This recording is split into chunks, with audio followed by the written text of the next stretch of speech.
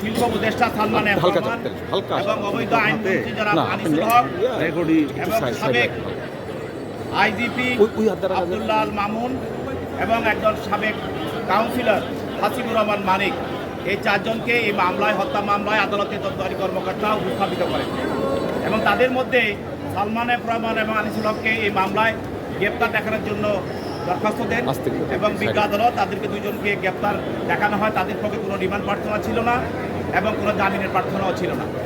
এবং এছাড়াও আব্দুল্লাহ আল মামুন এবং হাসিবুর রহমান মানিক এই দুজনের বিরুদ্ধে গ্রেপ্তারের জন্য দরখাস্ত দেওয়া হয়, তাদেরকে গ্রেপ্তার করা হয় এবং তাদের দুজনের বিরুদ্ধে রিমান্ডের প্রার্থনা ছিল এবং বিজ্ঞ আদালত রিমান্ড দরখাস্তটা শোনার পরে এবং এজাহারে গুণাগুণ করে ভিত্তি করে তাদের বিরুদ্ধে হাসিবুর রহমানকে 5 দিন এবং আব্দুল্লাহ আল মামুনকে 4 দিনের রিমান্ড মঞ্জুর করেন।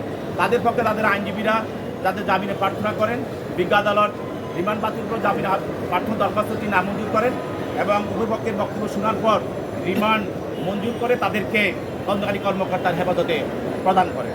আরেকটি মামলা, এটা হলো মিরপুর থানা মামলা। এইটাও একটি হত্যা মামলা। এই হত্যা মামলা আপনারা জানেন, বাংলাদেশের একজন নির্দিষ্ট নাট্য অভিনেতা আসাদুজ্জামান নূর, তিনি ভোট চুরি করে 2 বার নির্বাচিত হয়েছেন, তার নেতৃত্বে রংপুরে অনেক হত্যা এবং গুম করা হয়েছে। তাকেও একটি নিউমার্কেট থানায় মিরপুর থানায় একটি হত্যা মামলায় তদন্তকারী কর্মকর্তা আজকে বিজ্ঞ আদালতে উপস্থাপিত করা হয় এবং এই মামলায় তাকে প্রথমে সোনার দরখাস্ত দেওয়া হয়, সেটা মঞ্জুর করা হয়। পরবর্তীতে তার আইনজীবীরা তার পক্ষে জামিনের প্রার্থনা করেন এবং সেই জামিনের প্রার্থনা তারা শুনানি করার পর উভয় পক্ষের বক্তব্য শোনার পর বিজ্ঞ আদালত জামিনের প্রার্থনা নামঞ্জুর করে তাকে জেল হাজতে প্রেরণের নির্দেশ প্রদান করে।